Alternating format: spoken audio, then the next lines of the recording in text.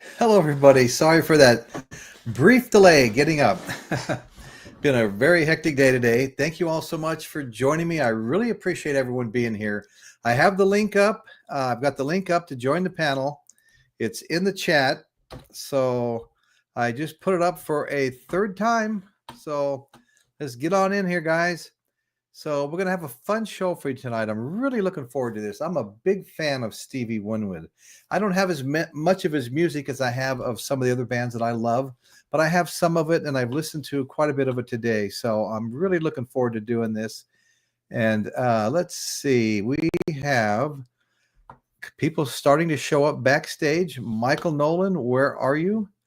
We usually like to get you up there adjacent to me. So get on up here, Michael. I saw you out there. Come on now. Come on now, brother. All right. So give me a second here, folks. I'm still kind of getting a little bit organized as much as possible. And Michael Nolan made a comment here. He says, let's everybody give a thumbs up to the show. Let's get that algorithm working for us. And if there's anybody out here yet, which probably isn't the case, that's not a subscriber, go ahead and smash that subscribe button and let's get it moving here, guys. Okay. So, all right. I'm going to, while I'm waiting for a couple of people to show up in the chat, I will add Chris back. Here you go, Chris. How are you, brother? Can you hear me?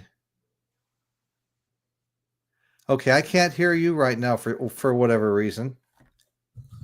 Have you been having trouble? No. Well, that's odd. Everything's plugged in.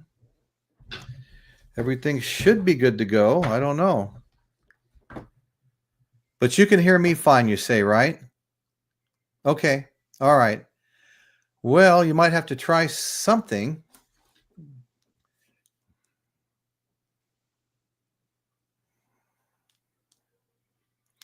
Excuse me for one more minute, folks. We're still kind of we're getting off to a slightly slow start here, but we're going to hop into it. And so here we go. We're going to get right into the show on Stevie Winwood and his career. All right, we can't put it off any longer. All right, so Stevie Winwood. All right, singer, songwriter, legendary vocalist, guitarist, keyboardist, mandolin player, and producer. Grammy-winning icon Stevie Winwood has sold over, folks, 50 million records. Sold over 50 million records in the course of his 5 decades career. His compositions include things like Gimme Some Lovin', Back in the High Life Again, Can't Find My Way Back Home, Arc of a Diver, Higher Love, Roll With It, While You See a Chance, Dear Mr. Fantasy, Split Decision, The Finer Things, Valerie, and The Low Sparks of High-Heeled Boys, among many, many, many other things. Like I said, this is a career that spanned 50 years. We'll bring Chris back up again. Hey, Chris. Can you guys hear me now? Oh, we can hear you now. Yeah, you're loud and clear. I'm glad you got that fixed. Oh, we've been joined by our good friend Oberheim. And, of course, Dr. Insomnia is here. Hi, Angela. Angela just joined us. Dr. Rick's here. Al Val has joined us. Thank you so much. And, of course, let's see. We've also got, of course, Chris Elliott. Michael Nolan popped in here at 6:24. It looks like he had to drop out for a little bit. Michael told me he'd be back. He says he'll be joining. So I'll just put the link up again. There's the link to join the show. So anyway, let's get back into this. Keep the story going here. Okay, so Stevie Winwood, award-winning British singer, songwriter, composer, multi-instrumentalist, like I mentioned some of the instruments earlier. He was a child prodigy. I mean, Stevie got off to a young start, okay? Winwood achieved fame, and we're going to cover all of that right now. Winwood achieved fame during the 60s and 70s as an integral member of 3 very successful bands: the Spencer Davis Group, Traffic, and Blind Faith. During the 80s, his solo career flourished, and he had a number of hit singles. His style was described as, well, genre-wise, blues, blue-eyed soul more later on in his solo career, R&B, pop, folk, jazz, and included classics like "Give Me Some Love" and "Keep On Running, I'm a Man." Okay, now we're going to get into a little bit of what went on during his youth. Hey, Michael Noland. There's the man. Doing, brother. Let me. I've as usual. I've reconnect there. How does that sound? That sounds excellent. There. How you doing, Chris? And anyway, hey, Royce, can I say something before we get going here real quick? Absolutely. First of all, rest in peace, Mick Rouse, who just passed away. Okay. 81 years old. It was in 2016 was the last time he played with Bad Company. He had a stroke days after his last performance. Well, that's too bad. And evidently, I just found this out. He had been, I know we're talking about Steve Winwood and everything. Right. Steve Winwood today. But this just came off the wires, as far as I'm concerned. I was up until the wee hours. And when I woke up to the news. And I just wanted to say that, as you know, on my channel, we've talked about the Rock and Roll Hall of Fame. This year, Bad Company is being inducted finally. Right.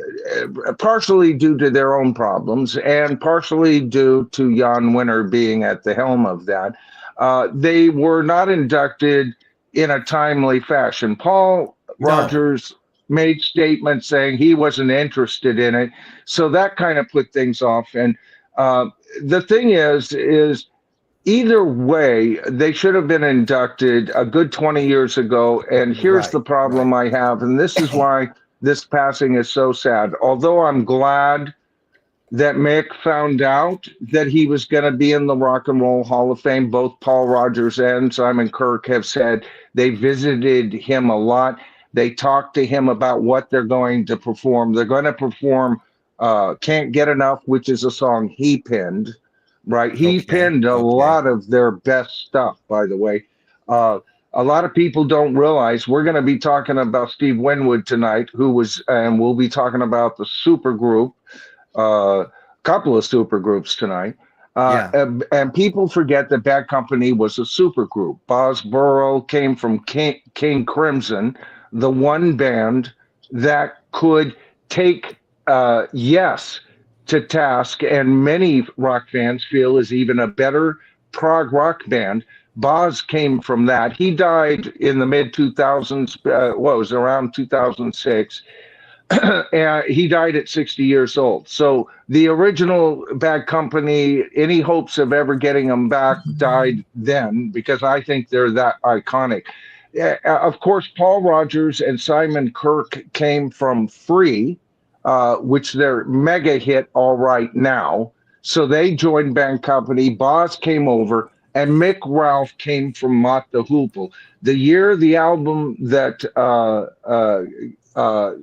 Bad Company's debut album came out, Boz was on two albums, or not Boz, but Mick.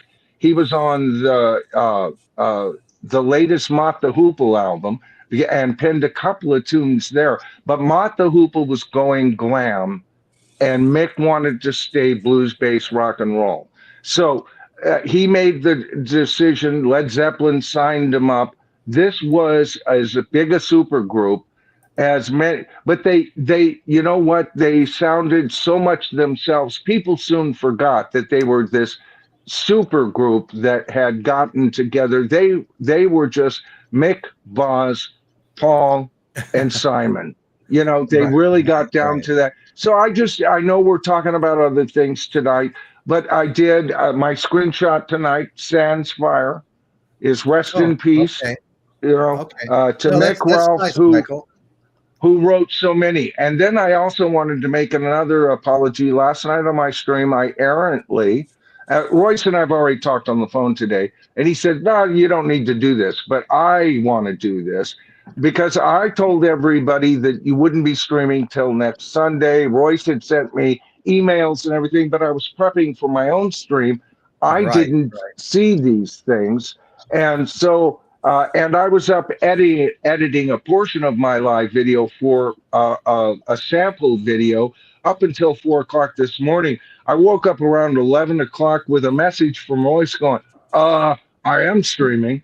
So I apologize to any of the tribe and anybody who was watching my stream for errantly reporting that Royce won't be streaming until next Sunday. And I can only hope that we can get as many of the tribe in tonight. We're starting off with 16. I hope I haven't done you any damage, buddy. No, You I'm know? not. I'm not going to worry about it. You know what? I was watching your video at 2:05 in the morning. Right. Well, you know, I I even was. put No, a segment, and I think everybody took the night off just in case. Because see, I thought you were gone for the week, and oh so yeah, I yeah. even put Kimberly, who produces for me. I Right. put her on notice. If you hear anything from Chris or Dan or even Royce, although probably we won't because he's out with Betty, or Dawson or Dave, anybody, even Melissa Boomer of the night. I said, if you see anybody, not one of you guys were out there because you thought the night was off, you know. But I was hoping. I thought, well, at least I can't bring them up on screen, but I can highlight their comments. So I was thinking for the good of this stream the whole time, and I'm sorry I errantly Oh no, reported. Yeah, I would no, never no. do that to you, man. You Oh bleed, I bleed, no, brother. no. You know. Of course not. And nor would And I ever. it's good to see you, Dan. How you doing, buddy? Doing all right. Yeah. So maybe now that we've got kind of a full panel, well, maybe we should do some introductions. Just Speaking was a man who needs no introduction, like real everybody else, I guess. Michael Nolan, the Bottom Line, uh, fantastic podcast he has. You've been going. Thank you. Oh, you're on 4 or 5 times a week, aren't you, Michael? At least Well, for live, I'm yeah, usually on twice. twice for the live. Occasionally, I've gone as many as 3 times, but that's usually because I couldn't, conclude proper. And everybody would give all these wonderful I felt like, well, look, Right. they've put so much into the chat. I feel like I owe it to them to do it the next day. And so occasionally I'll do a Sunday, Monday back, but Yeah. that's rare. Most of the time, Right. if it's always Sunday leading up to Okay. your wonderful show. Oh, And thank that is the reason I do that is to support your show and to encourage everybody to get their asses over here. And right. and then I shoot for Appreciate that. Wednesday or Thursday after that. Other than that, it's just regular video shorts. And we have a coloring book worth of stuff to do on my channel. You know. Okay, and next to Michael is Dan, Just the Facts Man. Dan's got a great show. He's got what a varied playlist you've got, Dan. I mean, we've even covered over on Dan's show. We've covered the total eclipse of the sun, Yeah. and all kinds of things. Oh, plus he's a huge rock and roll fan. In fact, you just got through going to, what was it, a Led Zeppelin? Tribute band, didn't you? No. What I know. Oh, okay. What was I thinking? It was 48 years ago the other night. I was at a Led Zeppelin show in San Diego. That's what it was. Okay. 48 years ago. Oh, sure, Dan, brag. The one damn time I paid to see him, had my tickets and everything. Robert's son passed away. They canceled. Yeah. That was it. I missed my opportunity. My second favorite band. I'm so jealous of you, man. I know. You and me saw it. both. We're both jealous of Dan. Yeah. Yeah. June of 1977 when I saw him. Wow. Oh, And you what a must- you time must to have see him. Your concert was probably scheduled right after that. Right. Yeah. It was, let's see, I got married. It was my first wife and I bought tickets for that. We were married in 75, 76 or 77, I would imagine. Stood in line at the Emporium. for the better part of the previous day, all night leading up until when they opened at 10 o'clock in the morning. And I was still like 15th in line. You got to understand, this is 1977 before these ridiculous lines Oh would yeah. happen. Right. The right, only right. line that I ever stood in that that was longer, well, there was two of them, Paul McCartney and Wings, and then when I went to go see The Who. The Who fans at that time, I mean, we tried to get there 24, Ben Scheidecker, you Dickens, you. But we had to wait all night. Look at that. Oh, wonderful. A member for 1 month. Ben, thank you so much. I really appreciate you joining the membership. I added 2 new videos in the last couple of days. One on Elvis and where he got all those leg movements, dance movements, and another one on rock. This was kind of a trippy one. It was rock songs that were pretty much horrifically prejudiced. You know what I'm saying? Like Brown Sugar by the Rolling Stones. We talked about the lyrics in Brown Sugar and what they were saying, and there was a bunch of them. We covered five different songs by different artists. So anyway, it was a lot of fun. That's in my members only, and Ben is there.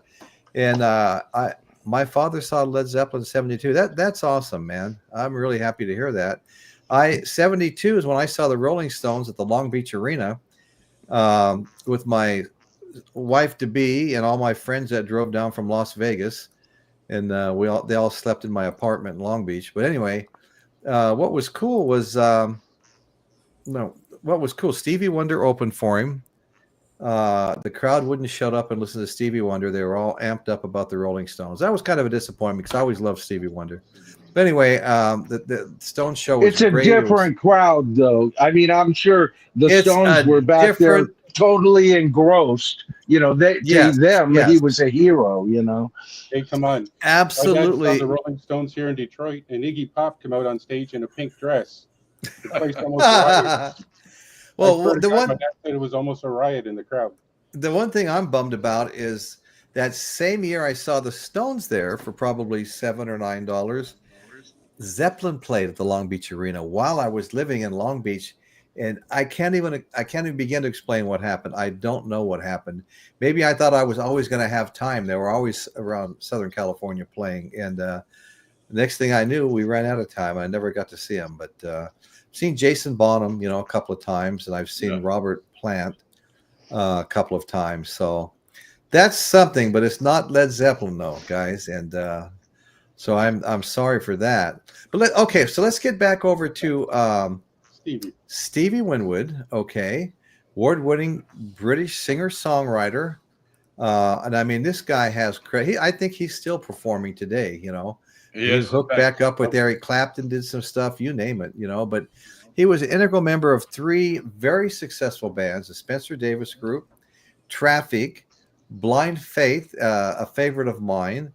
And during his 80s solo career, he flourished and had a number of hit singles. His style at the time was described as, well, genres were like blues, blue-eyed soul, R&B, rock, pop, folk, and jazz, and includes classics like Gimme Some Lovin', Keep On Runnin', I'm a Man.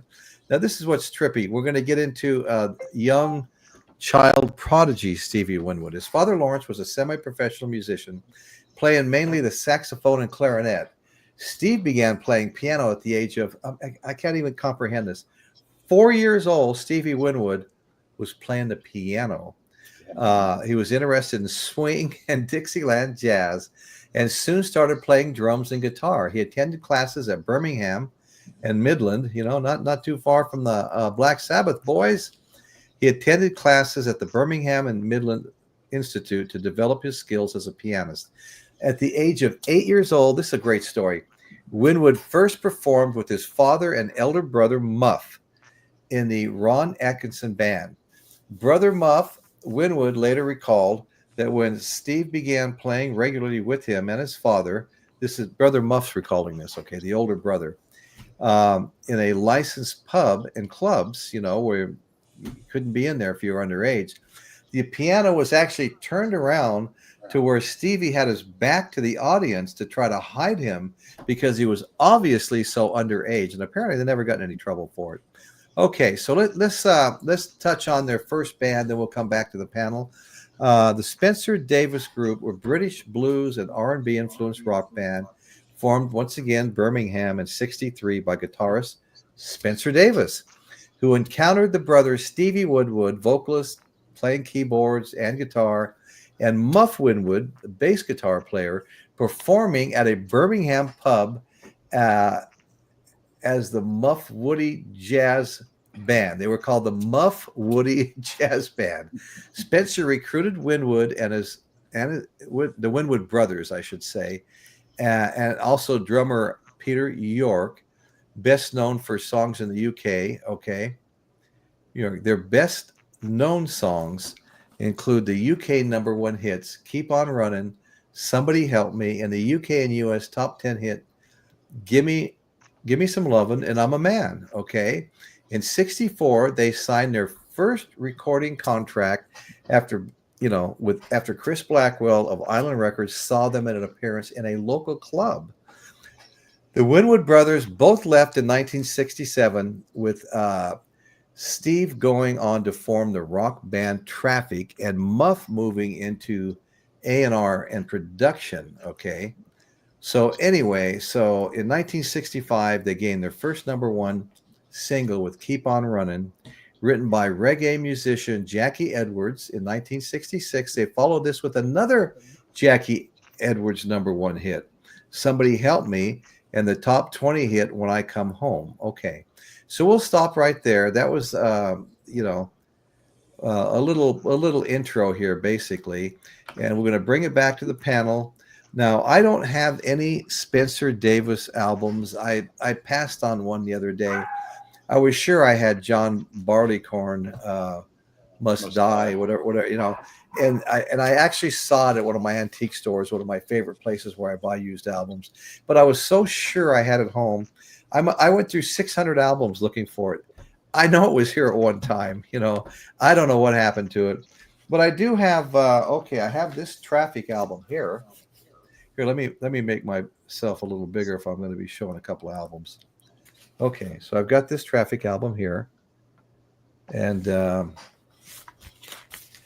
it's a good album. I listened to this again today. It's got Traffic, "When the Eagle Flies." Okay. Traffic, "When the Eagle Flies."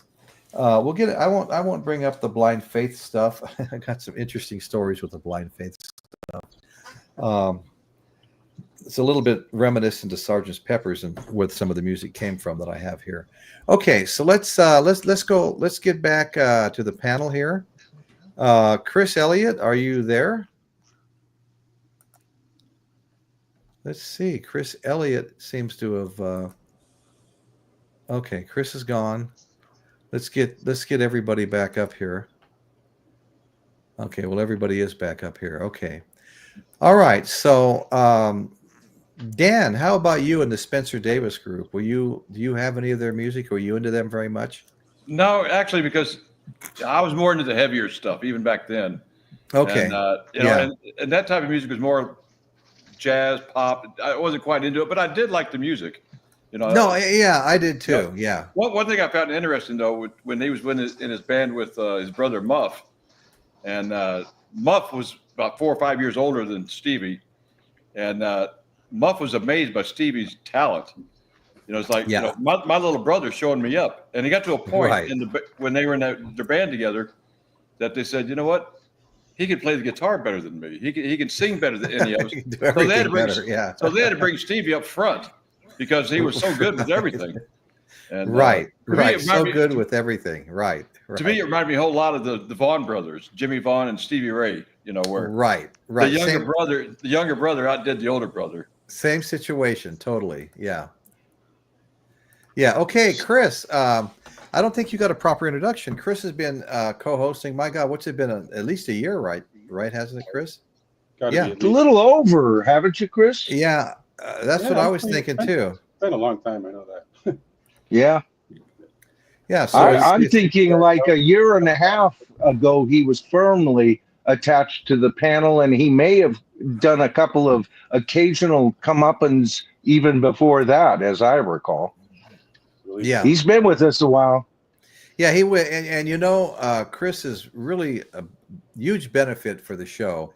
He knows so much about so many different bands, and he even has. I think you have kind of a show where you play music to people, kind of like a DJ, right, Chris? Yeah, sort of on Zoom. Yeah, so on Zoom, right. Yes, That's what I was thinking. It's like a community, or just basically set up for seniors and whatever. So. Right. Okay, so Michael, Yeah. were you a fan at all of the Spencer Davis group? Yeah, I mean, okay, so here's the deal. Steve Winwood is one of my wife's very favorite singers. However, she's familiar with his solo career after after he had left the groups that I was most impressed with. Now, I liked Higher Ground. Don't get me wrong. I heard those songs, but it seemed like he had got. You said Blue-Eyed Soul. I think that really does pertain to him, because he is very blues based in his approach to songwriting. But he's also very melodic. I love it when you can get and create melodies that are outside of the blues, the minor pentatonic scale, the blues scale, right? It's not all my baby, don't get me down so wrong. But he writes stuff, and weird stuff. So, and then I'll tell you, I never got into the Spencer Davis group so much, but I'll hold off my comments for my favorite period for him. Okay. But I liked him. Later on, it was like the people that were around him. Of course, I was interested. He hung with Eric Clapton. Right, any guy that was kind of a bandmate of Eric Clapton is going to get my attention. Rick Gretsch, one of the most underrated bassists, because he's not like Chris Squire, but he fills in the gap so perfect. We're going to talk about that later. I just don't want to hog this section, right? But I do want to bring out some stuff. Why my favorite, Steve Winwood, for me, it's all about Traffic and most of Traffic, but I'm catching up on Traffic big time. My big album from them is Low Spark of the High Heeled Boys. Before we go on any further, I just wanted to kind of let you know, Tim Henry, our prayers are with you. Watching tonight in hospital, I'm only here for Steve Winwood. Hi, Dr. Rick. He's already received a lot of things. He's been going through a tough time with his family there. And of course, our prayers are with you. So that's what I got to say as far as the Spencer Davis group. Only what I heard on the radio, never bought one album. You know what, Michael? I have to admit that I'm in the same boat as you are. I've never owned a Spencer Davis album. Heard him on the radio. I mean, I wasn't going to change the channel. I enjoyed it. It was great music. Oh, yeah. I love Stevie Winwood's voice and stuff, and such a talent, and Spencer too. I mean, they were all good. It was a super group, but I think this is one of those. It's really weird because Dan and I have definite favorite genres that are slightly ajar from each other, and yet the more he opens his mouth, I go, Dan has a lot of background that must be similar to me, because I was into a heavier sound when the Spencer Davis group got out. And I went from Beatles to heavier, and the Spencer Davis group was just almost like, that's sticking with the Beatles. I was expanding. I wasn't looking for, and they, not that they sounded like the Beatles, but their approach was more Beatlistic than, say, Black Sabbath or Led Zeppelin. That by the time I was getting back to the Spencer Davis group, when they first connected, I was probably too young for them. Right. Let me do a couple of quick shout outs here, folks. Angela's here, and of course, Dr. Insomnia has been here for a while. George Pita's joined us. Divining Dragon's been here for a while. Rock and Robin Bird has joined us. Let's see. We've got David L. has joined us. Carla Murray's here. And I'm skipping over the names that have already been here for a while. Some of these that I'm commenting on now. Tons of tribal members here, brother. Awesome. Knucklehead Rock is here. Ben Schneider actually joined the membership. Yes, that was totally cool. So let's see. I don't want to miss anybody if I can help it. James Watson's been here for a while. And anyway, so I think, I am one of us. Thanks so much for showing up, brother. I appreciate it. Someone was asking us if anybody's seen Storm Cop 55, James, and no, we haven't seen him. I don't think I sent him an email because we had some concerns on my stream last night. A couple of the tribe members, I think it was Agent Pepsi 1, the divine Agent Pepsi 1, was worried that he was right in the path of a storm. I sent him an email today, and I got a reply, but it came back the weirdest thing. No reply, but it came back no reply. But that was like a professional no reply from the email. Yeah. So something happened. Power got knocked out or something. Right. So anyway, but James, if you're watching this and you just you don't have access and can't plug in, or if you see this later, you got a whole tribe wondering about you, son. Right. I'd like to shout out everybody, but Ben here has joined the membership for a month tonight, so I'll give a big shout out to Ben. Thank you so much, brother. But I want to give the shout outs from last week. We had the Brian Wilson and Sly and the Family Stone show, kind of an odd bedfellows there, but I was fans of both of them. And saw Sly and the Family Stone twice in concert at the Hollywood Palladium. Just absolutely loved it, and my fandom to him goes back to the 60s and of course mid 60s for Brian Wilson. So anyway, Dr. Rick joined a membership last week. Storm Cop 55 James threw a $10 super chat out. So thankful for that. Michael Boswell super chat. Ben Scheidegger super chat. Paul 401, our good buddy from lives in Colombia, gave us some Colombian pesos, 29,900. And that's just under $10. I love it. Okay. Michael Boswell, super chat. Rock and Robin Bird RB, super chat. And then let's see. We had Zed. I didn't do a good job writing his last name down. $5 super chat. And so anyway, I really appreciate all of this, and it means a lot to us content creators, primarily because of all this time we put into content creating. Oh, look at this, Rock and Robin Bird RB. Thank you so very much. I really appreciate it. You know, I'm gonna let you guys, the three of you, power of pick it up a little bit. Well, I get a couple of notes taken down here, guys. Well, you know, one of the things about the Spencer Davis group, I really became aware of Spencer Davis group back in, believe it or not, I was kind of a late comer on this one, probably back in the early 90s. I worked with the band, a cover band, and they played Give Me Some Lovin', and that's the first time I really heard that, you know. I mean, I had heard the song before, but I didn't really know anything about it. To be honest, I thought, when I heard that song, I always thought it was a black group. You know, because really, I can see that. I can definitely see that kind of thing. I can see that. Yeah, for sure. Well, that's cool. Yeah, I can totally see. Well, in fact, that's one of the reasons why I think it was the Spencer Davis group. That's one of the reasons why he was brought in, because one of them said they were looking for that soul sound, and the guy, I guess Spencer Davis couldn't do that. And he heard Stevie, and he goes, "That's the one right there." So they brought him in, and they wanted more of the soul sound.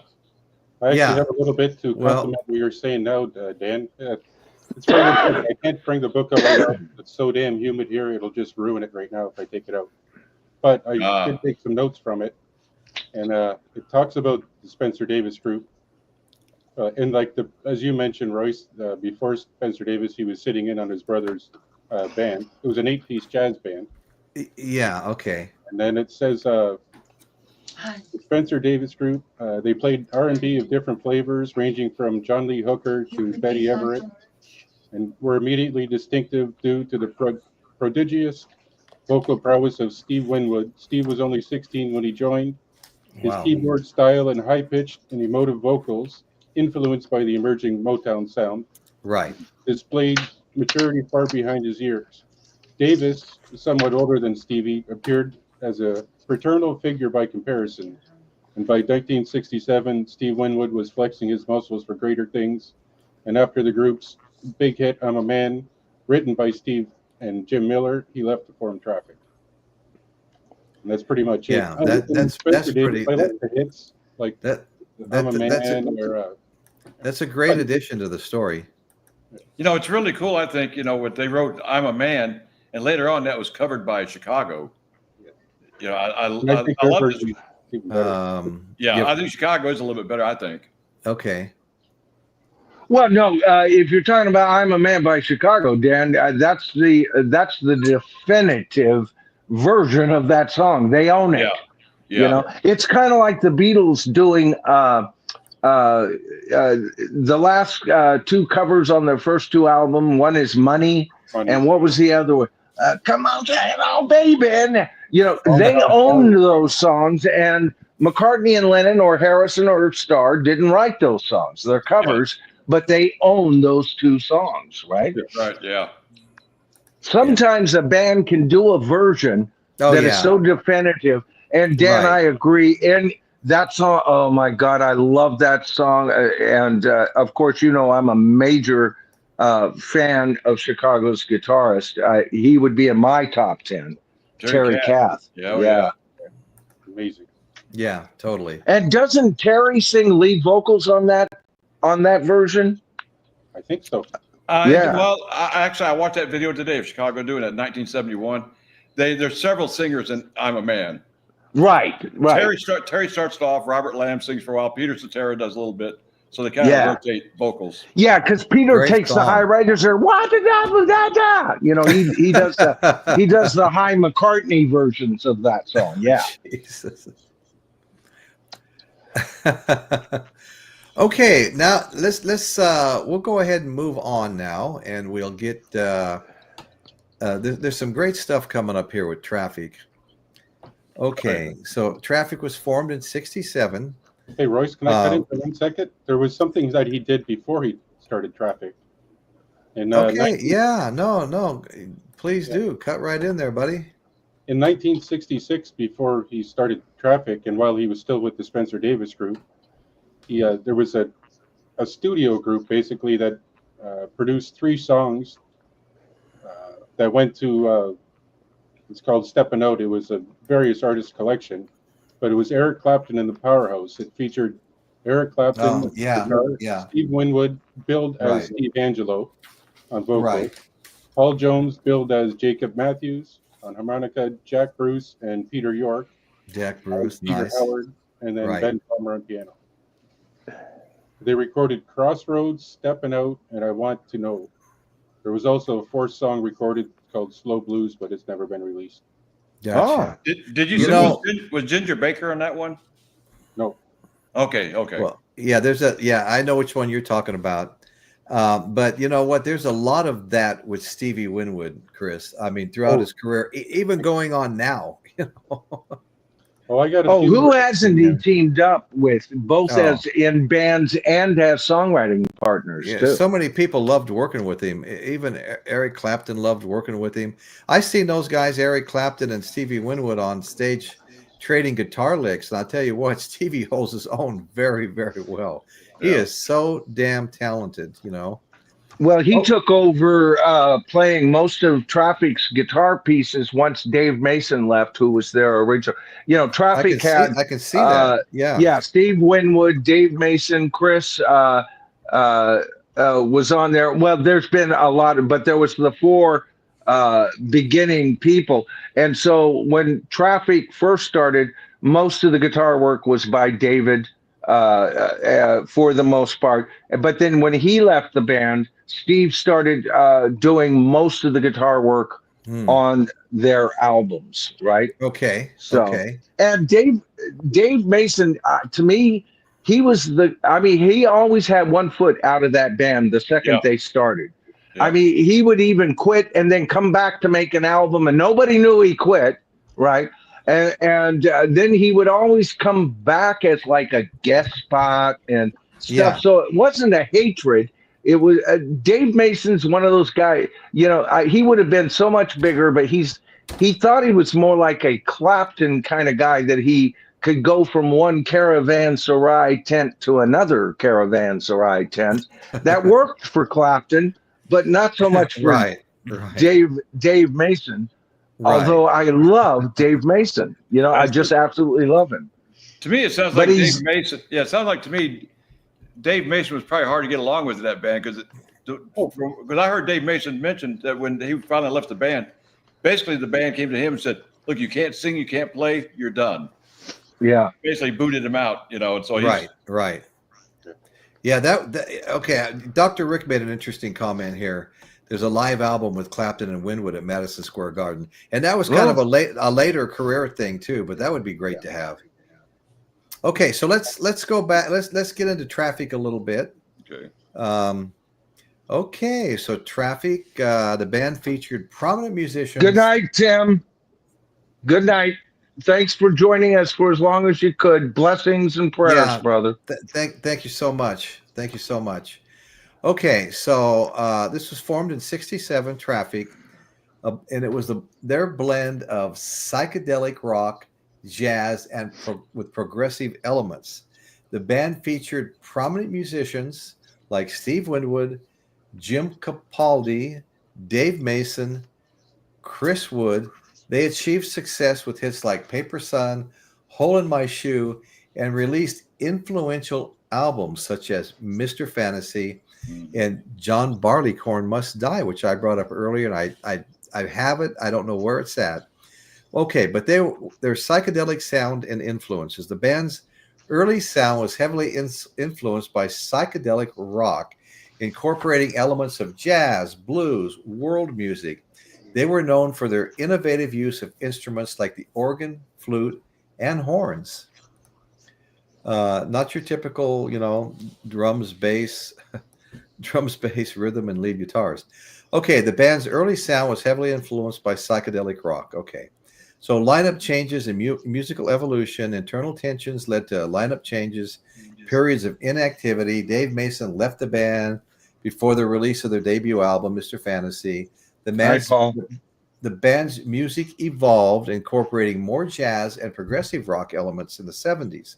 So what are some of the notable albums and tracks? Okay, well, some of the most well-known albums include Mr. Fantasy in '67, Traffic in '68, John Barleycorn Must Die in '70, and The Low Spark of the High-Heeled Boys, the one you brought up earlier, right, Michael? Isn't that my favorite album by Traffic? Okay. That's their masterpiece. Yeah. Okay. In my opinion, Right.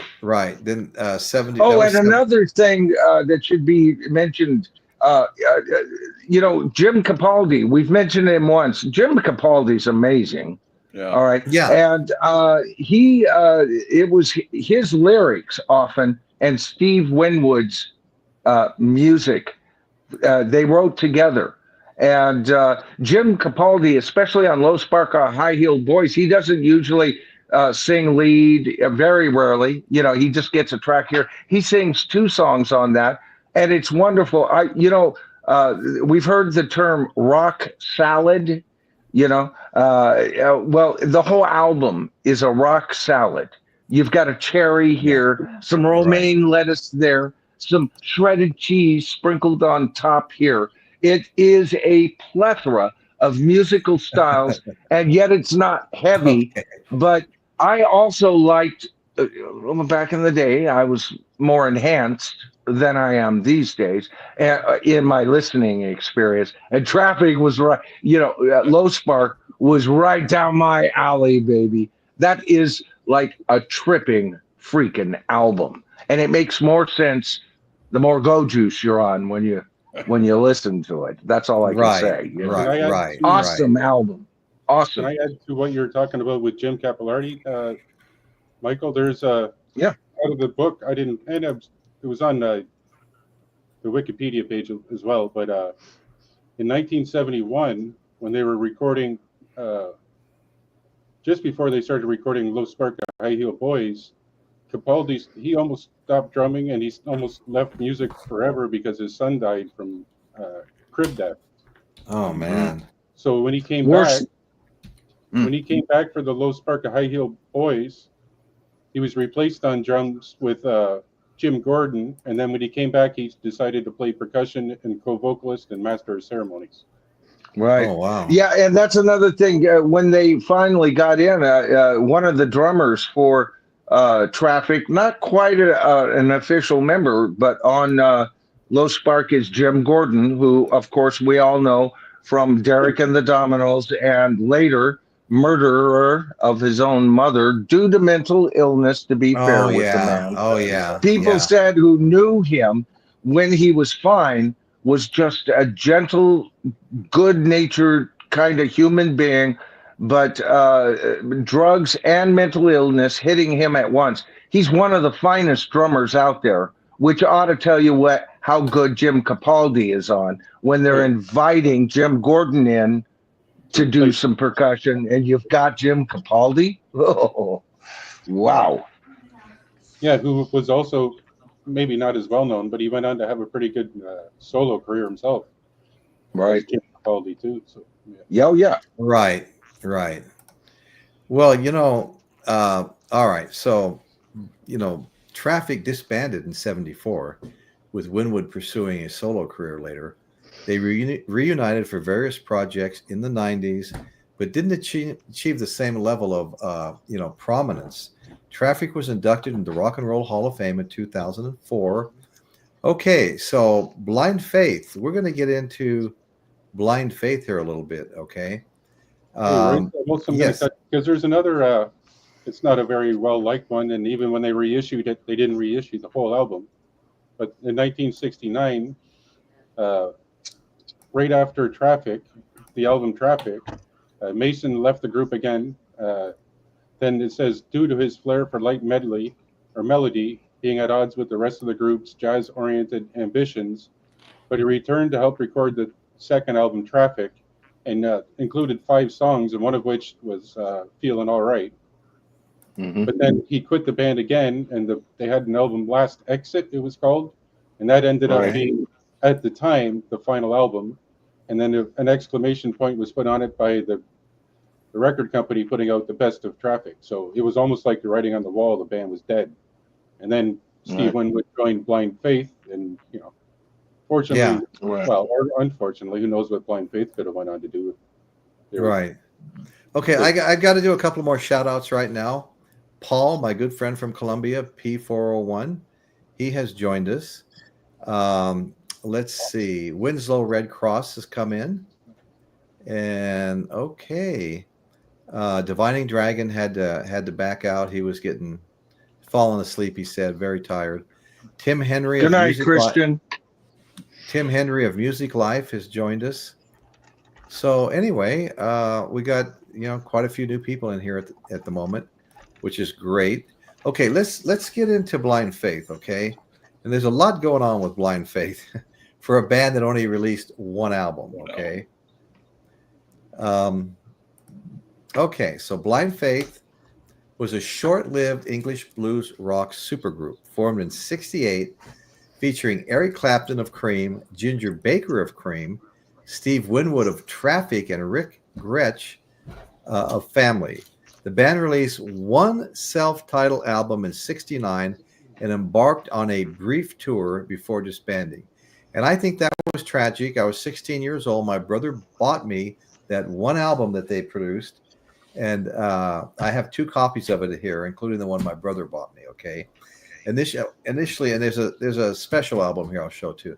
Initially, Winwood hooked up with his old friend Eric Clapton, who'd recently parted ways with Cream. In fact, I understood stories I've read that him and Eric, they were already practicing before he left Cream.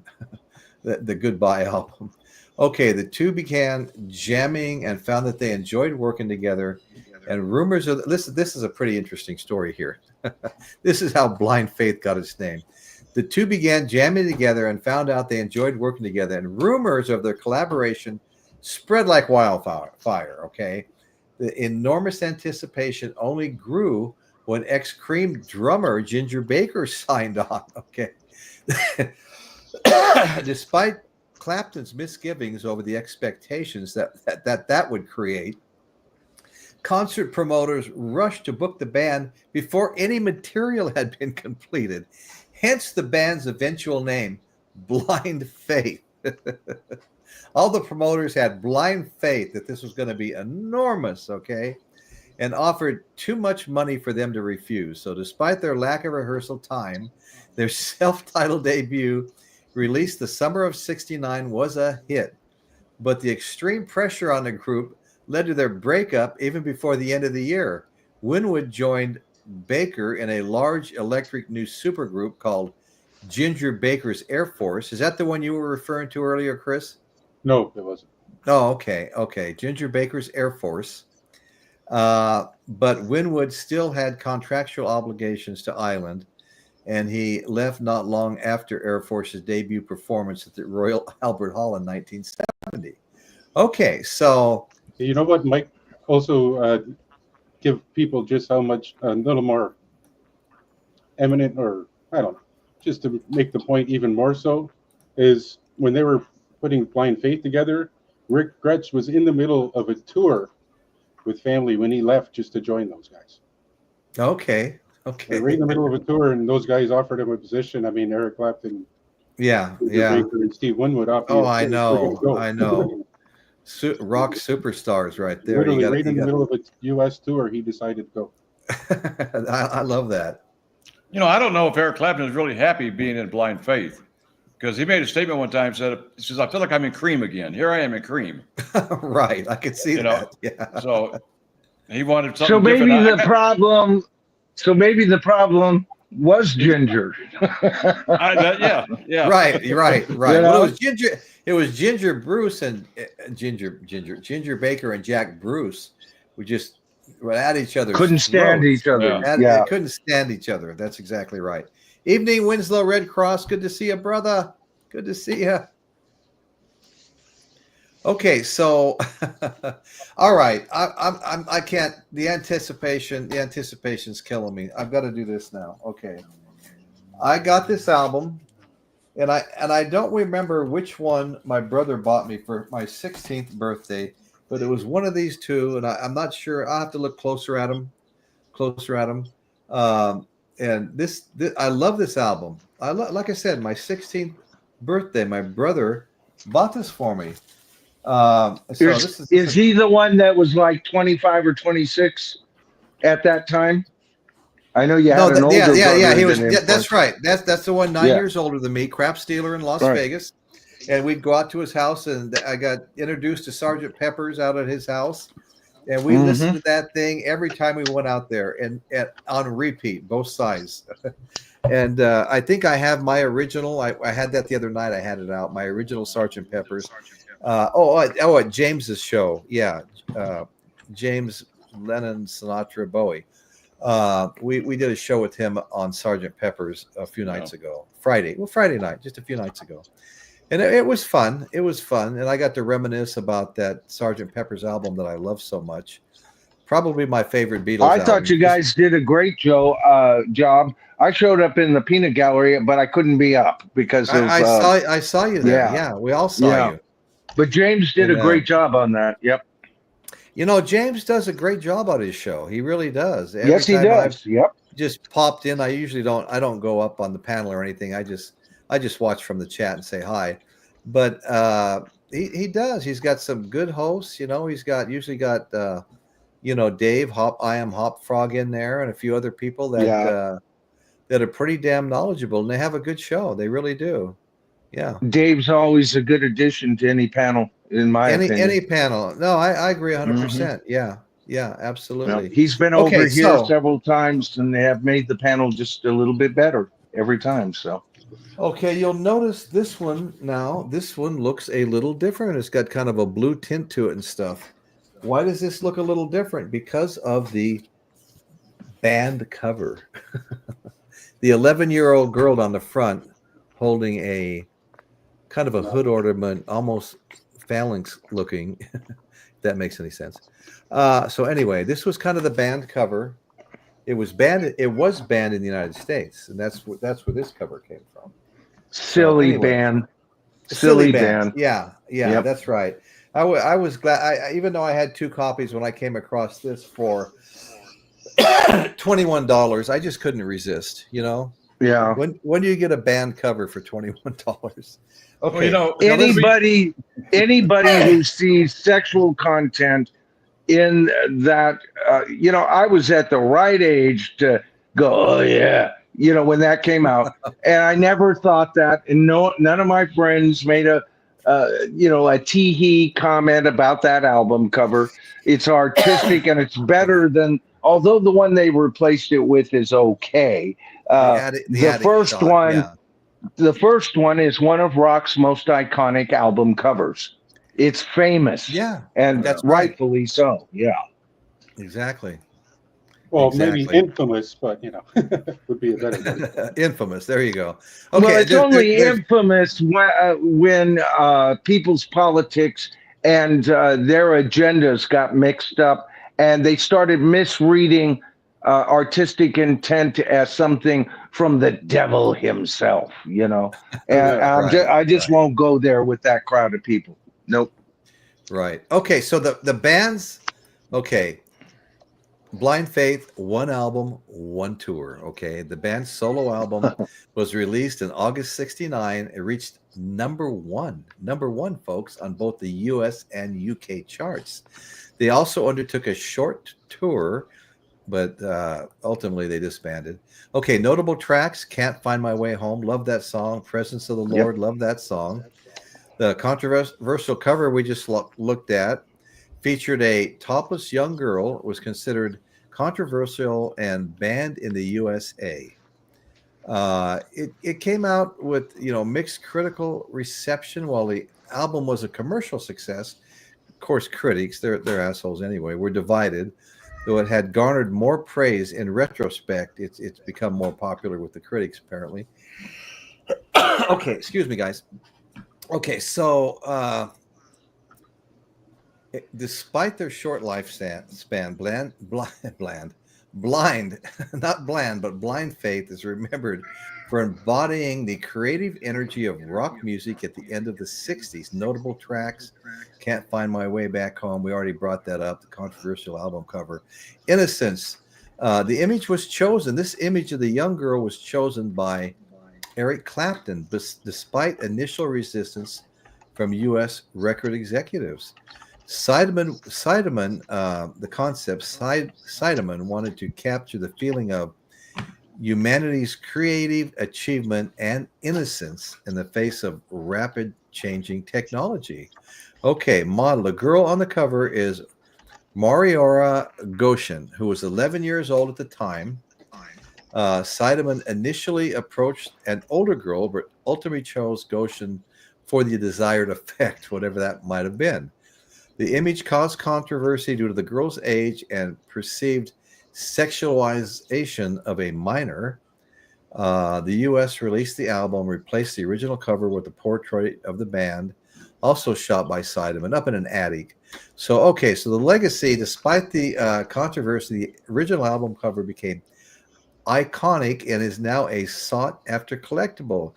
Damn, I'm glad I found that.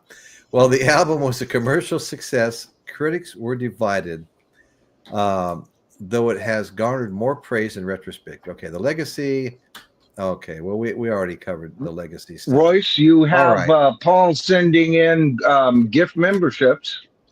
Oh my God! Let me go find that. We got to take a good look at that, Paul. That was awesome of you, Paul. Thank you. Oh yeah, thank you so much. Okay, all right. I went the wrong way. Dr. Rick, hey, Winslow. I went the wrong way. That's how far behind on the chat I am. I assumed I had to go up when I had to. Oh, here it is. Okay. Gifted Royce in the House membership. Thank you so much, Paul. Thank you so much. Okay, so we got a membership from Paul. Awesome. Let me write that down. You got to keep track of all this stuff. Okay.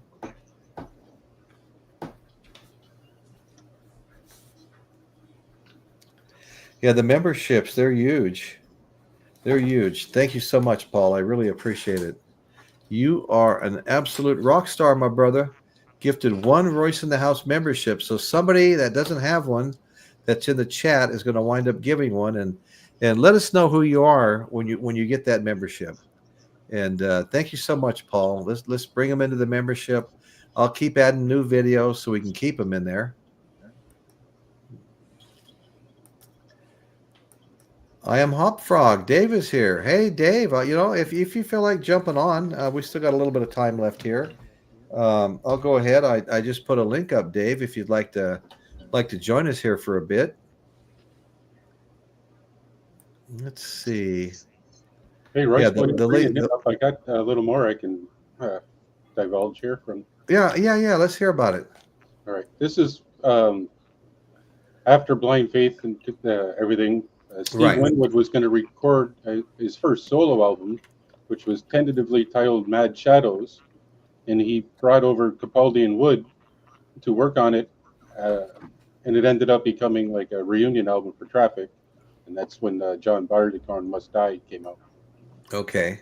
And then after that, basically on the same tour, they recorded the album Welcome to Canteen, a live album with Rick Grach on bass, Jim Gordon on drums, percussionist Rebop Kawaku, and Jim, like I was saying earlier, Jim Capaldi switched to percussion and Dave Mason returned, although it was the last time with the band. And he only played for 6 performances on the tour. Wow. And then some of that were recorded on that album. Nice. Very nice. Very nice. Thank you. Steve Winwood solo album, which Steve Winwood didn't actually put out a solo album until 1977. So. Yeah, no, that was later. And in fact, I'm almost there right now. I'm just about out of Traffic and a little bit on the solo career. Me off big screen, buddy. Novice Nick is saying, sorry, guys, I was tied up. I understand. I was tied up last night. Last night was my wife Betty's birthday, and so we celebrated right through showtime. I hope it was a good I wasn't watching Michael's show, which comes on before me at 5 p.m. I wasn't watching Michael's show until 2:05 a.m. I woke up with my phone laying on my chest. And I go, oh, shit, I got to see what Michael did.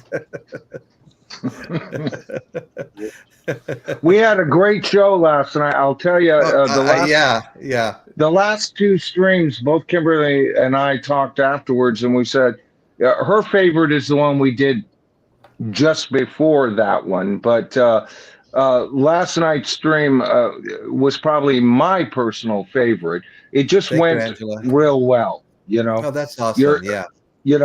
It just went real well. We had a great participation. Nice and smooth. Yeah, I mean, your lives are just getting so good, Michael. So good, and everybody loves watching them. I appreciate that. Loves them. Yeah. Okay. But the key is have fun while you're doing it. Absolutely, have fun while you. If you're not having fun, I mean, you're just chasing your tail. Thank you, George Pita. Thank you, Rock and Robin. Happy birthdays to my wife. And let's see. There's been quite a few of them tonight. Thank you so much, guys. I'll let her know all these well-wishing, And boy, she made her own cake, and it was kind of like a dirt cake, and that was just with a thick kind of chocolate cookie crust, And it was like I've actually sorry I reminded myself that it's sitting out there, because it was a really huge pan. I think Dave Hopfrog is here. How you doing? How you doing, Dave? Hey, Dave, was your ears burning earlier? We were talking about you, man. in a good way. No, seriously. In We a were good way. just Yeah. saying you always bring so much to a panel. We appreciate that. It's good to Right. see you. Yeah, Yeah, good to see you, Dave. Be here. Yep. Hey, thanks for joining us. Oh yeah, anytime. And Dave, No, you know good. it's true when they're telling you they're talking behind your back and they're actually saying nice things. It's got to be true. That's amazing. Well, you must be doing something right when people say nice things behind your back. You know? Hey, Dave, are you a fan of Stevie Winwood? Yeah, I have a couple of his albums. Yeah. Oh, good. Yeah, no, I think he's really talented. Oh, he is. Yeah, no, I guess everybody feels the same way. Chris, you had something you started to say before we brought Dave up. Yeah, actually, hang on. Let's see. Sorry about that, Chris. Page. Hang on. Sorry, it's a little absurd from Blind Faith. Thank you, Rock and Robin. It also talks about, at least, you know, the critics who wrote this book originally, says Blind Faith is an early example of rock's incipient fragmentation. Blind Faith was prototype supergroup, a phenomenon brought into being by a period in which public interest centered upon individual players instead of groups. The fact that musicians pressured by this interest into taking unprecedented steps to justify their sudden eminence were not as confident in their own capacity as were their devotees is reflected in the rather poignant the four members of the first such band chose for themselves.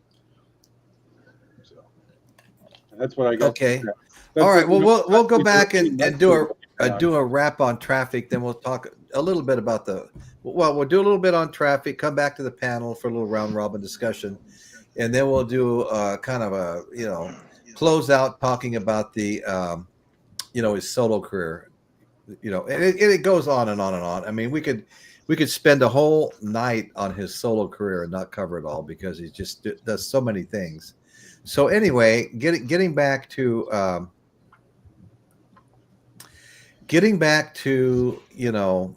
Blind Faith ended way too soon, in my opinion. I mean, God, give me 3 or 4 albums like Cream at least. I would have really enjoyed that, especially with that particular lineup. So really, that's pretty much a wrap on Blind Faith, and then we'll talk about the solo artist thing. And let's just go back to the panel for a bit here. I really like Blind Faith's music. Blind Faith, Traffic. To me, those were both excellent. And the solo stuff. I liked his solo career too. Spencer Davis Band. I mean, I liked the songs. I never actually got around to buying any. I might have had a CD at one time. I think I did, to be honest with you. There's something about Stevie Winwood's voice. I really enjoy his voice. He's really talented. So anybody? Let's see. Let me make myself small again. So let's do kind of a little closer on Blind Faith. What you guys' opinions of it? We'll go around the circle. We'll come back to Michael. We'll go across to Dan, then down to Chris. Well, maybe we'll start with Michael. Michael, it's one of those albums I never bought, Royce, but I heard it at my friend's house all the time. It was a party album that was played at parties, next to well into the 70s too. Where young people for a couple of generations, this would be played right alongside this one album and Low Spark, right next to like Abbey Road, Led Zeppelin 4, Black Sabbath, Paranoid, Bad Company's first album.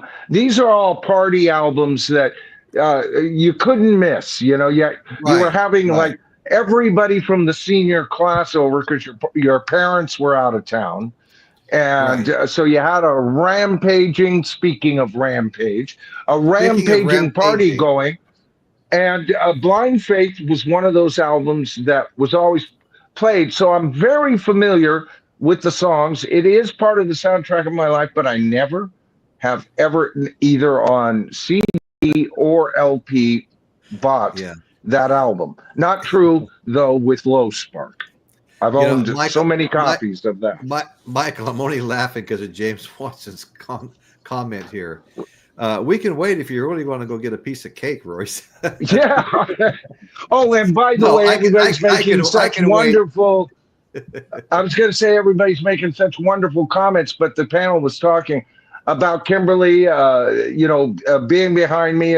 Behind every great idiot is a woman, that is so true. And I will pass on, you guys. Yes, we did have a good stream last night, and Kimberly was talking about so many of you, and she gets me up.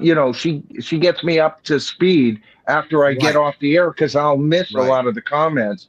And she's just so incredibly impressed with the tribe. She just can't. She goes, I can't believe that you've got this many people who are just connected to this thing, Well, and she feels like such a part of it, and it's so wonderful. So thank you. I didn't mean to go off topic, but there were so many nice comments by so many of you. Thank you. You're the way you set your show up.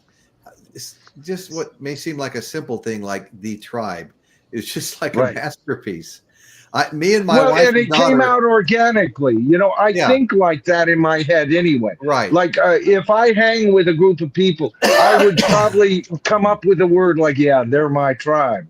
That's my tribe. And so it was organic, and I wanted the response, and I wanted this tribe to occur. It didn't happen overnight, Royce. I've been using that identifier of my channel since the very beginning. But starting this year, more so than any year in the history of my 3 years on YouTube, the whole concept has taken off. People are wrapping their faith in that whole idea because there's no politics allowed. All right, we all know everybody has different politics. There's no religion or too much philosophy. We could get into a little bit of that as long as it doesn't interrupt common sense and things. But we rally around, like we do right here on your wonderful channel, what we've been doing all along. We rally around primarily classic rock, and we all have different ideas as to what classic rock is. And that's where the discussion goes. That's where we will disagree with each other. And nobody gets upset for the vast majority. I had one smart ass who I pinned it, by the way, to my latest stream, who came off and said, yeah, well, if you got, what if they got rid of George Harrison and they called themselves the Boodles? Would they not be the Boodles? And I pinned that comment. It was barely acceptable. It didn't cross anybody's guidelines. And the only reason I would delete a comment is if it was just abhorrent. This was a major agreement with me. So like I've always done, I pinned that one right to the top. And I came back with him. I said, well, I don't know, man. It would depend how good the Boodles were as to whether and I went back and I went toe to toe with him. And I pinned his comment. And, that's fine. Disagreement, I always say this, we've got to be able to have a dialogue. If we can't get together as a people and have a dialogue about classic rock, how in the hell are we ever going to come together and make a better world on more important issues, right? And people are grooving on that, Royce. Yeah. Michael Boswell. Thank you. Let me get that down. I saw that, Michael. I'll make it small. We'll move over to Dan. Maybe some closing blind faith comments. Well, I'd like to add one about traffic too. Okay, good. For them to get inspired when they first got together, they thought, well, let's go out, let's find a place where we're isolated from the world, and just concentrate on music. Well, Muff Winwood, Stevie's older brother, said most of the time they sat in that house and smoked all day. So that may be where some of their influence came from, and their psychedelic part of that album. I think I would have shot my father if he had ever named me Muff. Yeah. I know. God. What could be worse than that, right? Oh man, Michael Boswell, thank you so very much. Thank you so very you're much. a rock star, Michael. Didn't mean Yeah, to but, interrupt, Dan. I just, with Blind Faith, they only had that one album, so there had to be issues within the band. I mean, because they get together and their first show they had 20,000 people, and they were considered the very first super 100,000 group. people. How many? 100,000 at Hyde Park. That was their first concert. 100,000 people at Hyde Park, an open show. Good Free. Lord. wow. What I was reading, I'm not sure what. Okay. Well, Like, still, I mean, when you get that type of following, why would they decide not to do it? But also, I don't Steve know. Winwood, I really don't. Steve Winwood's one of these type of people too, where you can't really put him in a box, Right. And he wasn't really out for the stardom anyway. He was out for the music, not so much the fame and fortune that went along with it. He just loved the music. He was always going after the music. Right. So he was willing to change. So I think that's probably why he was in so many projects. Hey, look at this, Paul. That membership Paul gave tonight, AZ Mick picked it up. I think that's great. That's good. Welcome aboard, AZ. AZ Mick. Yeah. We've been friends for a long time. Piccolina has joined us. Okay, and Long time supporter. Rampage video channel. Okay, P401. Oh, excellent. I'm glad that AZ got the membership. Yeah, me too. Dr. Rick, along with Blind Faith. Okay, Piccolina. Wow, Dr. Rick, that is impressive. Okay, so go ahead, Dan. Dan? Oh, I'm done. You can go. Oh, okay. Well, we'll slide on down because we haven't heard much from. Sorry, let me make you a little smaller, and we'll make Dave a little bigger. I'm back. Because I'm beautiful like that. Anyways, yeah, I think Blind Faith could have been huge. They should have been huge. But I've always thought that Ginger Baker was extremely difficult to get along with. Either in audience or just, as a friend. He just kind of always struck me that way. So yeah, he might have. I think he was a hothead, Yeah. So Yeah. So I would have liked to have seen another album from him, not just something they were trying to rush through because they were buying whatever they put out, but I mean something they really put some effort into, Yeah. I mean the songs in that album were all great. I have it on They are. They are. That's a good album. amazing songs. Good album. But Yeah, then I like At least 3 or 4 classics that are still played quite a bit. Michael on satellite radio anyway. Correct. Yeah. Right. I looked over at Dan's image, and it almost looked like the Godfather title for a minute, Yeah, I was looking to see what I had traffic wise. I've got High Spark. Spark Real Boys, and I got this one too, John Barlow. Oh, good. I looked for that and I couldn't find it because I know I've seen it in my stuff here before. It must. And then I picked that up recently too. Oh, nice. This is an OG. It's kind of scruffy looking. Nice fold some pictures. Nothing wrong with that. I think I paid like $3 for it, but it's in perfect condition. So. Wow. Yeah, it's amazing how good some of the old vinyl you come across is. Yeah. I mean, I just keep coming across just pristine stuff, Mm-hmm. Let's see. Rockin' Robin Bird. So many people say that these days my ex-wife named Robin, coincidentally, nagged me to get rid of them. Eventually I got rid of her. Greetings. Karen has joined us. Hi, Karen. Hello, Karen. Michael Boswell, 400 vinyl albums, 200 CDs, and a few 8 tracks and cassettes. Yeah. And I've probably got 200 CDs, no 8 tracks and cassettes left anymore, and maybe 600 albums. But I won't say they're all, I've got a few collections that were just given to me that weren't something I would have ever gone out and bought. Yeah, I've got about 400 albums, and I have way too many CDs. I've got 4 binders like this. Oh, do you? Yeah. I wish I could find the one that I had like that because I have a whole bunch of missing stuff. Piccolina's back up. Okay, so we're going to move over now, I guess. Thanks for joining us. We'll move over to Dawson. I know Dawson's a huge Stevie Winwood fan, right? Hey, I know that, dude. We got little Stevie here. This is Mr. Fantasy here in the house, and Royce in the house. Now you're wearing your Brian Wilson outfit from last week. Yeah, I got my swim trunks on. I'm just kidding. I was at the beach earlier too. I had some ice cream. So yeah, I bet they might have inspired Stevie Winwood, or maybe even the other way around. But yeah, if you guys are talking about Blind Faith, yeah, I remember watching documentaries about probably one on Stevie Winwood and one on Eric Clapton, and we always see that probably the same footage of the of that Hyde Park concert. So they're wearing the bell bottoms and they're right. Probably half the band's out of their mind, but some of it was really kind of just loose, like even looser than Cream, like some of the jams they were doing there. And then some of it was real tight, and those riffs and those well rehearsed parts that are just that is right in the freaking pocket.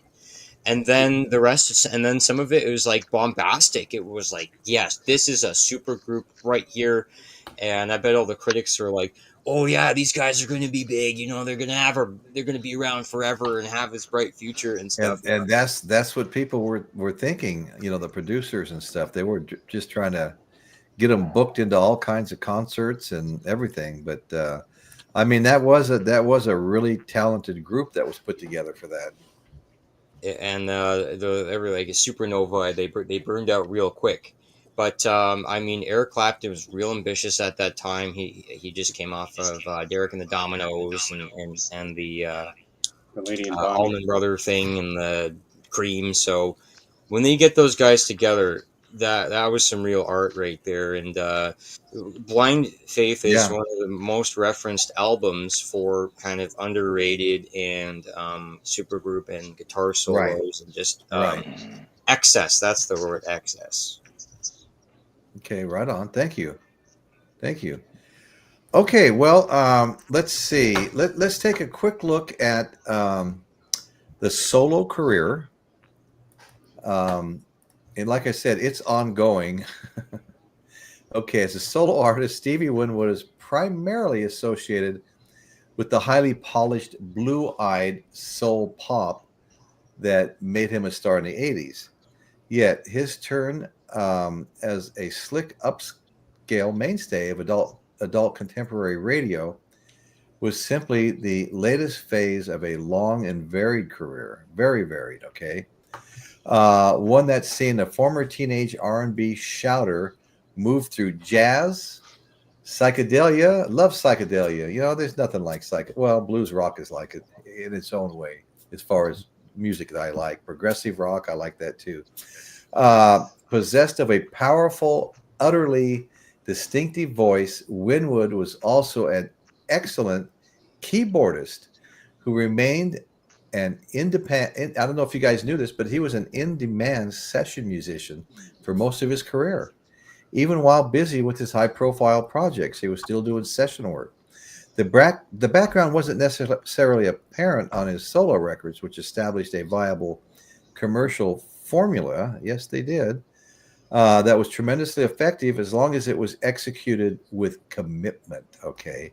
So his 77 solo debut album, Steve Winwood. Let me see. What is my I have an album here. I don't think it's the debut though.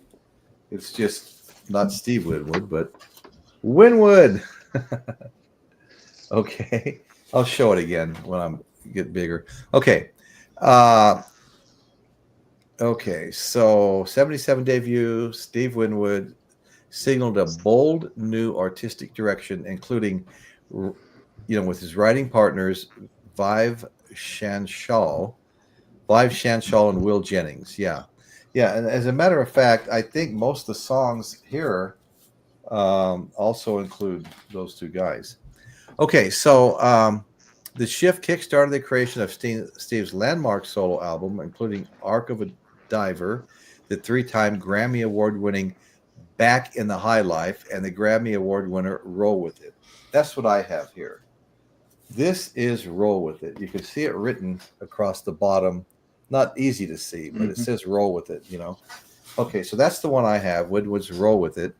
Winwood has always nurtured a restless creative spirit, mining rich musical traditions. Okay, and nurturing, restless creative spirit. Okay, he's traditions such as the Delta blues, English folk, R&B, Afro, Caribbean, Brazilian rhythms, merging these diverse influences within his own unmistakable sound. That's what a talented guy, man. I mean, hi James. Plays all the instruments so good and everything. And okay, so Winwood's solo career has yielded a rich catalog of popular songs, including Back in the High Life, While You See a Chance, Roll With It, Valerie, Higher Love. The latter was nominated for 7 Grammy Awards, winning 3 of them. Record of the Year, Best Engineered Non-Classical Album, and Best Male Pop Vocal Performance. Roll With It received 4 Grammy nominations in 1989 and won Best Male Pop Vocal Performance. Roll With It received 4 Grammy nominations and won Best Engineered Album. I mean, that's what I'm saying. And this just goes on and on and on. Steve's most recent solo album, About Time, About Time and 9 Lives, also received critical acclaim, earning Winwood one of the highest Billboard chart entries. Stevie Winwood forges ahead, undaunted, continuing to create and perform new and exciting material. He remains one of the most important and influential artists in popular music.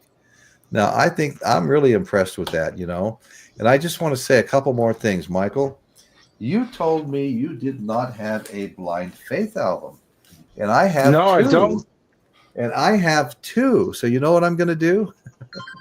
What's that, brother? I'm going to make sure I keep the one my brother bought me and send you the other one. Okay. Oh, good Lord. Gratefully accepted. Because I am lacking that album. You don't absolutely graciously accepted, brother. You know what, Michael? It's such a good album. I'm going to listen. It is. In the morning. I've been listening to it for 2 days. Yeah. Okay, so let's. I'm gonna. Thank you, Royce.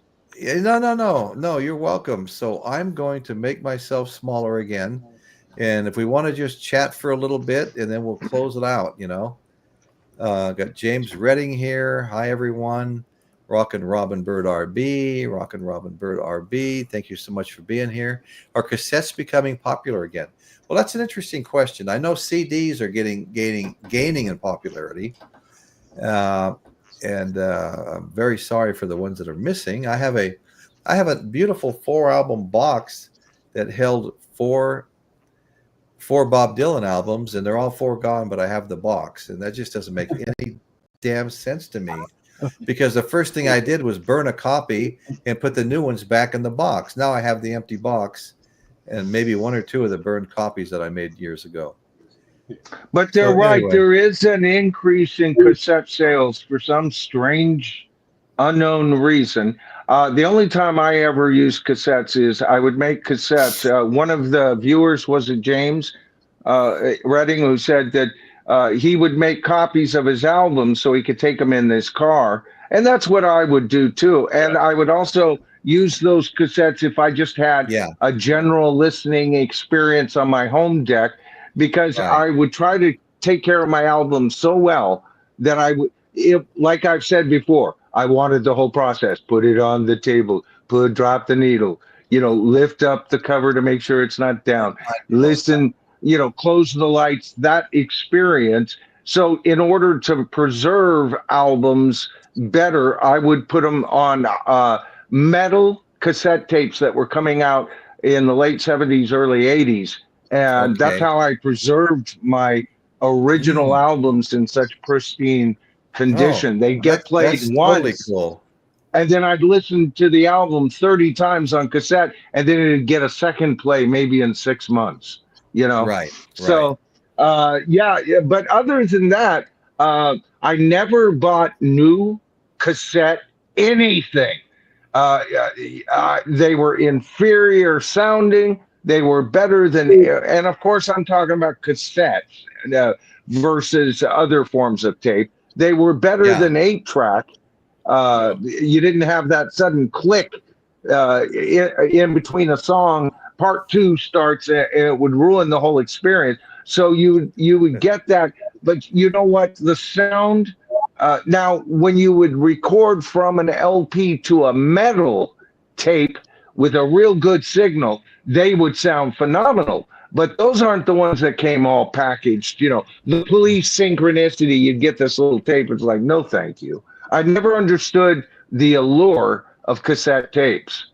The only Well, time go ahead, Dan. Go ahead, Dan. The only time I ever bought cassette tapes was during my military time, because I couldn't I didn't have a stereo on board ship, and there were no CDs at that time, of course. So cassette was the only way to go when I was in the military. There you go. Yeah. See, when needs are there, the devil must, or whatever it is that Holmes usually says. You have to do what you got to do, and I utilized them and got superior results using the metal cassettes. But as a primary buying, you're not in the military.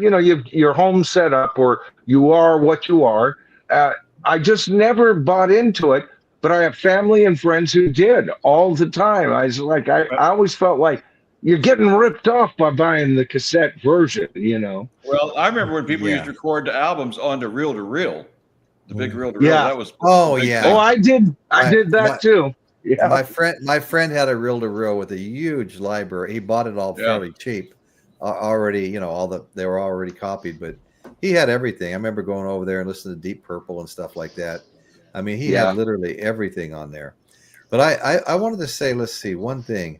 One of the things that I really enjoyed about 8-tracks and even cassettes is taking that pencil and taking the eraser end and sticking it in there and trying to wind the tape back into the cartridge.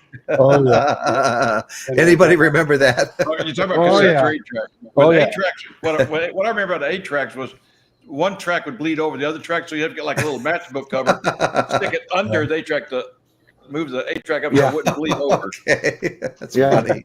Yeah, but boy, sometimes the tape came out so bad there was nothing you could do but throw it out the window into the desert.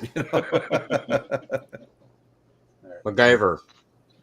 Right. So, Royce, you mentioned some of Stevie Winwood's his studio work. Well, I have a few honorable mentions for that. Okay. One of the first ones I'm going to mention was 1976. It's Stomu Yamashita's Go album, which was a Japanese musician, and he had Mike Shreve, the drummer from Santana, was with him. On that album. Okay. And also, he was on probably one of his more famous, perhaps. He was on Jimi Hendrix's Electric Ladyland album. He played the organ on the song Voodoo Chili, the jam, like the Really? 10-minute jam. Yeah, he played organ on that. He played along with Jimmy Page, Albert Lee, and others on Joe Cocker's Little Help with My Friends. Wow. He also, Alvin Lee, and American singer Mylon Lefebvre did an album called On the Road in 1972. The guest musicians at the session included George Harrison, Steve Winwood, Jim Capaldi, Ron Wood, and Mick Fleetwood. No and then the last one I got, somebody mentioned earlier when they were trying to figure out the Eric Clapton and Powerhouse, the album I was talking about. Yes. So someone also mentioned the album Eric Clapton's Rainbow Concert, and that was kind of set up by Pete Townsend when Eric Clapton was kind of down in the dirts and whatever. So Pete Townsend set it up, and he included like Ron Woods, Jim Capaldi, Steve Winwood, and so on. Yeah. So that was kind of a comeback tribute album for Eric Clapton. Hey, there you go. Dawson's got it. Perfect. Oh, look at Dawson, that. you can talk about it more than I can. Go ahead, buddy. Take over. Jump right in there, Dawson. we got Eric Clapton's Rainbow Concert. Okay. And let me see. Blow we him got, up, Royce. I can't see the cover. Okay. Yeah, they got all the names on there. Oh, It's a look little at bit that. of glare here. Oh yeah, I had that back in the day. That was Did kind of you? how I got introduced to, like, seriously, through some of these side musicians that we're talking about, Capaldi and all those guys that are in these. We're talking about different. It's amazing how many of these guys show up 2 albums later and all of that. But I got that album. That's a great album. I'm going to be looking for Gotta that. look for that. Oh my God! You look at the lineup. I think the main one that Steve Winwood, he helped write Pearly Queen, so his involvement here, I would call him like the ultimate sideman, at least for this show, because the way he colors the rest of the tracks were fantastic. Pearly Queen was a bit too long for my liking, but there was moments where the musicians came together and they really had that classic Steve Winwood sound, of that soul type music, with a funky backbeat, and that was pretty fantastic. But I think my highlight from this one was After Midnight. It was one of the first times I heard After Midnight, and they were letting it all hang out. That was a really funky song. It's just something that I really liked, with that one. And this is a super group here, guys. Like Ron Wood shows up, and um, everybody gets a turn. It's kind of like Oprah, everybody gets a turn. And you listen to this concert, you're in for a real treat. Wow, nice. Yeah, I would like to. Yeah, I need that, man. I need to find me one. Find me one. Sure. Thank you. So That's anyway, cool. anybody, That's I was talking about it, Dawson. Perfect. anybody welcome to make one thing. any kind of closing comments here. I'll make one little quick one. If I don't know where we're at with the thumbs up, we always try to shoot for a minimum of 50. It doesn't always happen, but it's been happening a lot. And once you hit 50, the algorithm will try to look for your audience a little harder than it would otherwise, and help give your show a little boost for the views and stuff that you get, after the live. And also, I just want to ask, if there's anybody out there right now that is not a subscriber, we would really love it if you would join and subscribe to us. We would appreciate that a lot. We're just trying to grow the show. We're up to 1,960 something subscribers. We're less than 40 shy of 2,000. We're trying to get to 2,000 as quickly as we can, because that's what we do. We try to climb the ladder of subscribers. So anyway, guys, thank you, and I will say no more, and you guys go ahead. I just want to make one thing, because I kind of feel left out. You skipped me when you were talking about the Blind Faith part. Anyways, hey. What Dawson was saying about how some of it came out like you were thinking it was Cream, like Had to Cry Today had that heavy section in it, or Presence of the Lord. That was a pretty heavy one. And that song contains probably my all-time favorite guitar solo of anybody, including Jimmy Page, Hendrix. I just love that wah-wah solo he does right in the middle of that. Amen. Yeah.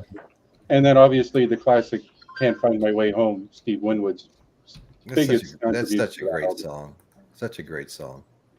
So that's all I wanted to add. That and I don't know. I don't have any Steve Winwood albums except for the best of, and it's I don't know. I don't know. All the songs we already mentioned is pretty much what I like. Ark of the Diver, Valerie, even Taking Back the Night, it's not a bad one. Or Help Me Angel. Anyways, that's all I wanted to say was just mention that.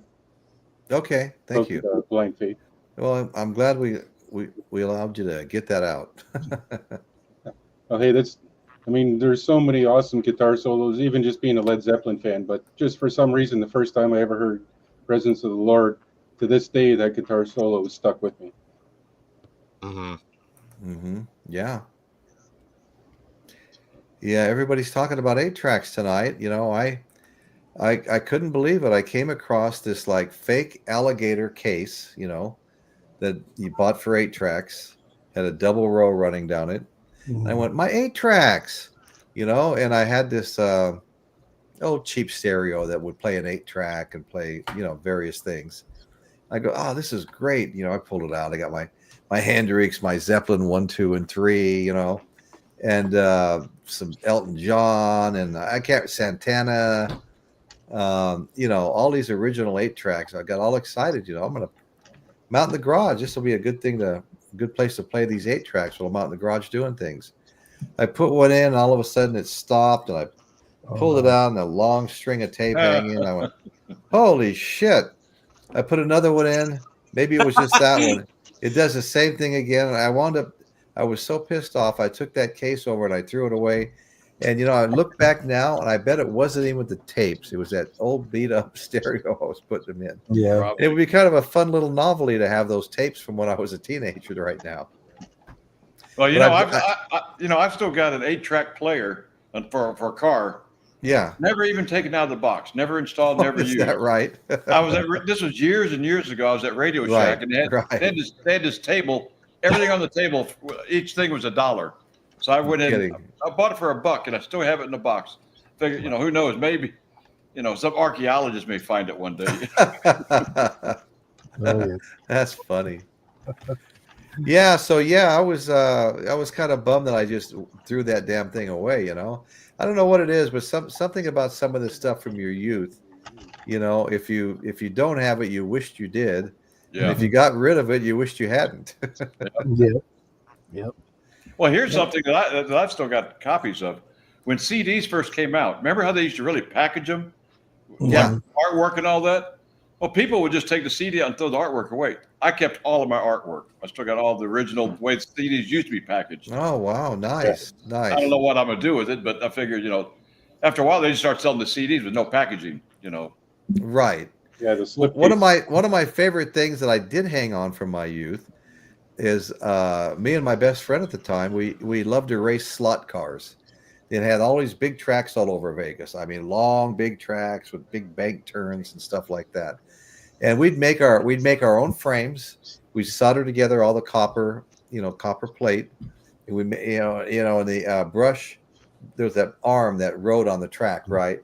Yeah. And that was it could always drop, so it you wouldn't bounce off the track. And we made those things, and we'd take the motors apart, the little electric motors, and rewind the armatures with hotter wire, And I won the trophy one year at this slot car track. We'd go out there often. We loved doing that, and I won the trophy. I had the highest number of points over a several-month period. Oh wow! And I have all those cars still today. Those ones that I made. So that was a score. I haven't heard anybody mention tonight that Stevie Winwood playing keyboards with Jimi Hendrix on Voodoo Child. Oh, yeah, no, wait. No, who brought that up? No, I just wanted, did he? Oh, did you bring? Okay. Yeah. Okay. There's also one thing that the Steve Winwood, he actually got really sick for a while there. After the Low Spark of High Heel Boys tour, when the tour ended, he fired Grich and Gordon because they were too much into the drugs. And then he ended up with a bout of peritonitis. Oh. And just as he was recovering from that, they did Shout at the Fantasy Factory.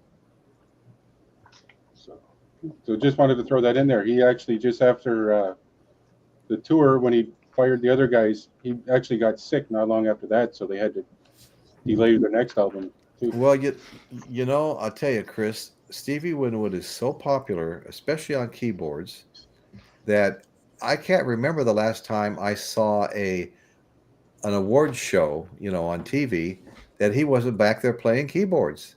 Yeah, it was somebody. I've seen Billy Preston a couple of times too, but it seems like he's always back there. Even the infamous one where Prince threw the guitar back over his head. Stevie Winwood was on keyboards on that one, but he's really highly held, by everybody in the music industry. Highly held in high regards. What I'm trying to solo in Dear Mr. Fantasy. I mean, Dave Mason, he was playing the rhythm, but Steve Winwood, there you go, Dawson. Yeah, but Steve Winwood's guitar solo, just on that song alone, could tell you he's awesome at keyboards, he's awesome at guitar, one of the greatest singers of all time. How can you go wrong? Right. Okay, guys. Well, I think we're gonna sign off here, and I want to thank everybody that came to watch the show tonight. You're all so appreciated. Where would we be without a chat? You got to have a chat. And Winslow's still here, and Steve Dennison's still here, and Catherine S, Dr. Insomnia, Pickling the Cat, so many. But thank you all so much. Please come back next Sunday and watch for something that maybe come out midweek, pre-recorded. And my panel, Michael, thank you so much. Dan, thank you so much. Going down, Chris Elliott, thank you so much. Coming across, Dawson, thank you. And always a pleasure when Dave, I Am Hop Frog. Check his channel out, folks. I Am Hop Frog. Go check him out. Check out Dawson's channel, Rampage Video. Seems like I always screw it up. Okay, good. Check out Dawson. He's starting to get going on some things. So anyway, guys, scroll to the chat real quick. Rampage Video channel. I see you all over the place. You go to Kate, go over to me, and there's some other places I can't remember what they all are. But I see you all over the place, man. You get around. Thanks for having me on, Royce. Thanks for being here. All right, so thanks everybody. We're going to sign off now, and that's what's happening in Royce today. Good night, everybody. Night all. Good night, everybody. Peace.